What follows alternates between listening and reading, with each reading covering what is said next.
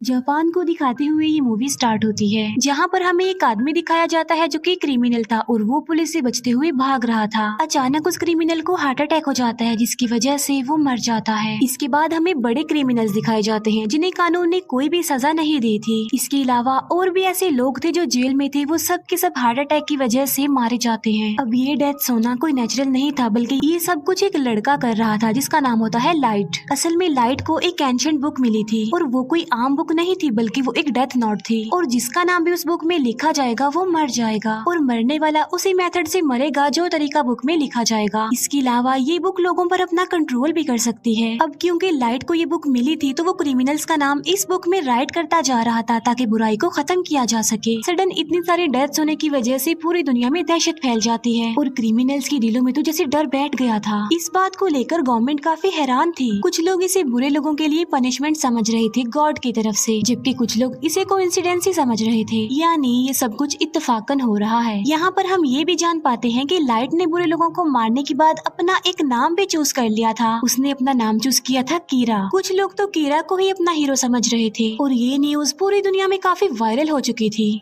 इसके बाद हमें लाइव न्यूज पर एक क्रिमिनल दिखाया जाता है जिसने एक फैमिली को प्रिजनर बना लिया था। लाइट समेत सभी लोग इस न्यूज को देख रहे थे। लाइट के हाथ में उस वक्त वो डेथ नोट भी थी। थोड़ी देर के बाद ये न्यूज दिखाई जाती है कि अचानक से उस क्रिमिनल की डेथ हो गई है। कीरा यानी लाइट इस पार्ट में भी एक स्टूडेंट ही दिखाया गया है जो कि लॉ का स्टूडेंट है। कीरा की एक बेस्ट फ्रेंड होती है जिसका नाम होता है मीसा और उन दोनों का रिलेशनशिप काफी अच्छा था। कॉलेज में लाइट मीसा को अपने बारे में बताता है कि एक रात में एक बार में गया और उस बार में क्रिमिनल्स भी थे, यानी किलर, चोरी करने वाले एक्सेट्रा। लाइट वहाँ पर कुछ क्रिमिनल्स की बातें सुनता है जो क्राइम करने के बावजूद भी खुश थे क्योंकि उन्हें सजा नहीं हुई थी और वो क्रिमिनल्स लाइट के साथ भी मिसबिहेव करते हैं, लेकिन लाइट चाहते हुए भी उनका कुछ नहीं कर सकता था और फिर बेबस लाइट बार से बाहर आ जाता है और वो अपनी लॉ की बुक को फेंक देता है, ये सोचते हुए कि ये बुक बेकार है, उसके किसी काम की नहीं, क्योंकि इस बुक के होने के बावजूद भी वो किसी को इंसाफ नहीं दिला सकता था। लेकिन उसकी लाइफ उस वक्त पलट जाती है जब उसे ये डेथ नोट मिलती है और ये बुक लाइट को एक जमीन पर पड़ी हुई मिलती है और हैरत की बात तो ये है कि बुक के अलावा हर तरफ बारिश पड़ रही थी। इसके बाद लाइट उस बुक को लेकर घर आ जाता है। लाइट अपनी फ्रेंड मीसा से ये सारी बातें शेयर कर रहा था, लेकिन मीसा को वो बुक के बारे में नहीं बताता क्योंकि लाइट किसी से भी अपना ये सीक्रेट शेयर नहीं करता था। लाइट को जब ये बुक मिली थी तब वो इसकी रियलिटी के बारे में कुछ नहीं जानता था कि ये बुक, ये डेथ नोट आखिर है क्या। लेकिन लाइट इस बुक के रूल्स पढ़ लेता है, यानी रूल्स के अकॉर्डिंग जिसका नाम इस बुक पर लिखा जाएगा वो मर जाएगा। इसके अलावा नाम लिखने का मेथड, मौत आने का मेथड सब मेंशन होते हैं उस पर। फिर लाइट टीवी पर एक क्रिमिनल के बारे में न्यूज देखता है, तब वो इस बुक को चेक करने के लिए उस क्रिमिनल का नाम इस बुक में लिख देता है। इसके बाद रात गुजर जाती है और सुबह को हम लाइट को देखते हैं जो कि न्यूज़पेपर पढ़ रहा होता है। वो देखता है कि जिस क्रिमिनल का नाम कल रात उसने डेथ नोट में लिखा था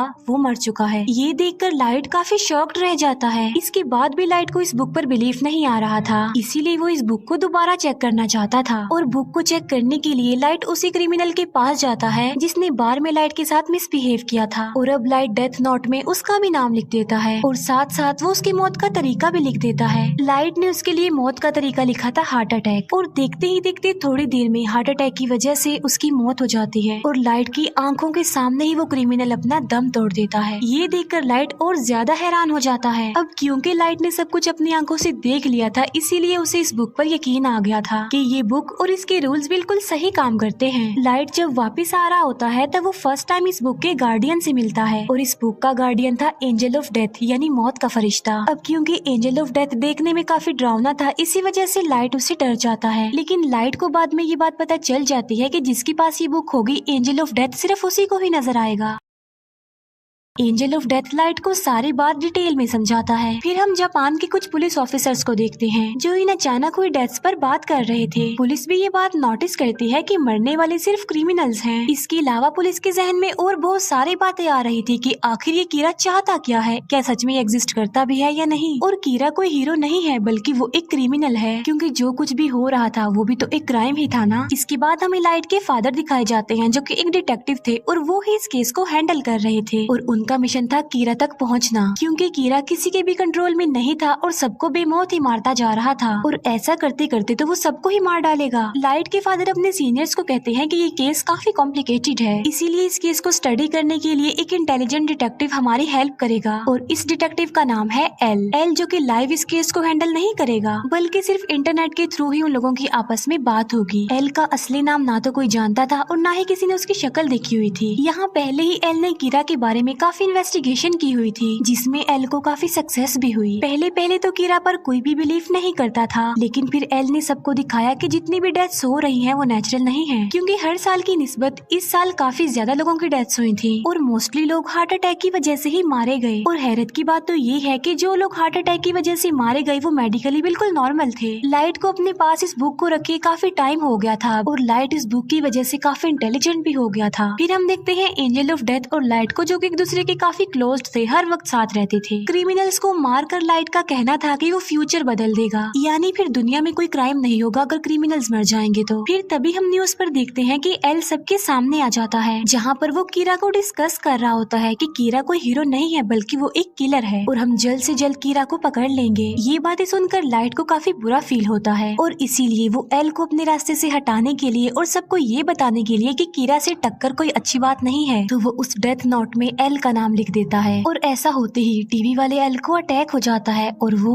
मर जाता है। सब लोग ये देखकर काफी हैरान रह जाते हैं और एल ये देखकर तो काफी खुश हो जाता है, लेकिन लाइट उस वक्त शॉक्ड हो जाता है जब उसे ये पता चलता है कि जो आदमी अभी अभी मरा है वो असली एल नहीं है। फिर हम देखते हैं कि असली एल सामने तो नहीं आता, लेकिन वो टीवी पर बात कर रहा होता है और वो कहता है कि कीरा मैं हूँ असली एल। और टीवी की ये ट्रांसमिशन सिर्फ जापान में ही सेंड की गई, जिससे ये बात तो क्लियर हो गई कि कीरा तुम जापान से ही बिलोंग करते हो। एल ये भी कहता है कि कीरा तुम सिर्फ उसी पर्सन को मार सकते हो जिसका नाम और शक्ल तुम जानते हो। ये देखकर लाइट को काफी गुस्सा आ जाता है और वो काफी वरिड भी था, क्योंकि अब तक वो ये सोचता आ रहा था कि वो नहीं पकड़ा जाएगा, लेकिन अब उसे फिक्र इस बात की थी कि उसका टक्कर लेने वाला एल जो आ गया है, क्योंकि लाइट ना तो उसका नाम जानता था और ना ही कभी उसने उसका फेस देखा था। इसके बाद एल और कीरा की इस फाइट के बारे में काफी डिस्कशन होती है। एल का कहना था कि मैं एक जस्टिस हूँ और कीरा एक किलर है, इसीलिए मैं कीरा को सजा दिलवाऊंगा। एंजल ऑफ डेथ भी इस मैटर में लाइट की कोई हेल्प नहीं कर सकता था, क्योंकि एंजल ऑफ डेथ बेशक बुक के मालिक को नजर आता है लेकिन वो किसी का साथ नहीं देता। फिर हम देखते हैं कि एल इन अचानक होने वाली डेथ्स का डाटा निकाल लेता है और वो ये जान पाता है कि ये डेथ स्कूल्स और कॉलेजेस की छुट्टी के बाद होती है। इसका मतलब ये है कि कीरा एक कॉलेज स्टूडेंट है। फिर सबका शक लाइट पर होता है, क्योंकि उसके फादर एक डिटेक्टिव भी थे और वो कीरा के केस पर इन्वेस्टिगेशन भी कर रहे थे। अब क्योंकि लाइट अपने फादर के डाटा पर एक्सेस कर सकता था, इसीलिए वो शक के दायरे में आ गया। अब क्योंकि वो ये बात जान चुके थे कि कीरा स्कूल्स और कॉलेजेस के ऑफ टाइम में लोगों को मारता है, इसीलिए लाइट अब स्कूल टाइम में भी लोगों को मारने लगा।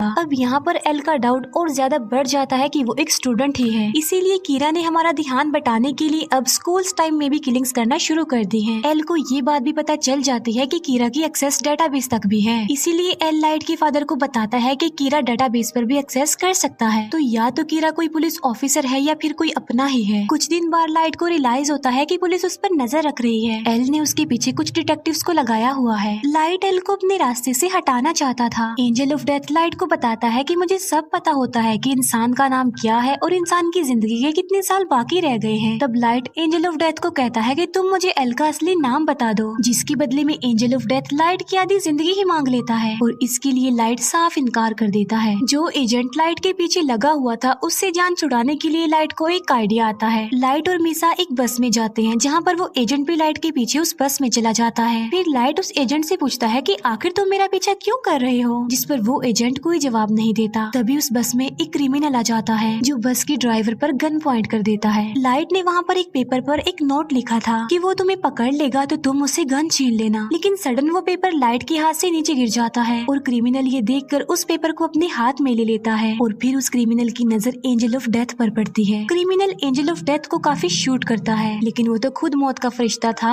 इसीलिए उसे कुछ नहीं होता। ये देखकर वो क्रिमिनल डर जाता है, इसीलिए वो बस रोक कर वहाँ से भाग जाता है। लेकिन एक कार उस क्रिमिनल को हिट कर देती है जिससे वो मर जाता है। ये सब कुछ लाइट के प्लान के मुताबिक हुआ था क्योंकि वो उस FBI एजेंट का नाम जानना चाहता था। इसके बाद लाइट उस एजेंट को कह देता है कि अब तुम मेरा पीछा मत करना। फिर हम उसी FBI एजेंट को देखते हैं जो कि अपनी वाइफ के साथ होता है। अब लाइट क्योंकि काफी इंटेलिजेंट था इसीलिए उसने इन एजेंट से जान छुड़वाने के लिए एक चाल चली थी। वो एल को तो मार नहीं सकता था, इसीलिए वो उन लोगों को मारना चाहता था जिन्हें एल ने हायर किया था। इसीलिए अपनी किलिंग्स का आगाज वो उस FBI एजेंट से करता है। लाइट उस FBI एजेंट से सब एजेंट्स के नाम ले लेता है जो जो एजेंट्स इस केस में शामिल थे। लेकिन थोड़ी देर बाद ही उस FBI एजेंट की मौत हो जाती है और वो मौत भी हार्ट अटैक की वजह से ही होती है क्योंकि लाइट उस FBI एजेंट को जिंदा रखना नहीं चाहता था, इसीलिए उसने उसको मौत दे दी। अब यहाँ पर सवाल ये उठता है कि अगर कीरा हीरो है तो फिर वो अच्छे लोगों को क्यों मार रहा है। इसके बाद सब FBI एजेंट्स एक एक करके मारे जाने लगे। ये बात एल तक भी पहुँच जाती है और इस वजह से सब पुलिस ऑफिसर्स काफी डर जाते हैं क्योंकि उन्हें लग रहा था कि कीरा के हाथों एक ना एक दिन वो भी मारे जाएंगे। बहुत सारे पुलिस ऑफिसर्स तो इस केस को अधूरा छोड़कर ही चले जाते हैं। अब क्योंकि पुलिस के पास और कोई भी ऑप्शन नहीं बचा था इसीलिए वो एल को कहते हैं कि हम आपसे मिलना चाहते हैं। फिर सब पुलिस ऑफिसर्स एल से मिलने जाते हैं। यहाँ पर हमें फर्स्ट टाइम एल दिखाया जाता है जो कि बिल्कुल यंग था और किसी बच्चे की लुक दे रहा था और एजेंट तो वो कहीं से भी नहीं लग रहा था। फिर हम देखते हैं कि उस एजेंट की वाइफ भी अपने हस्बैंड की मौत पर इंक्वायरी कर रही है और वो मीसा से भी मिलती है।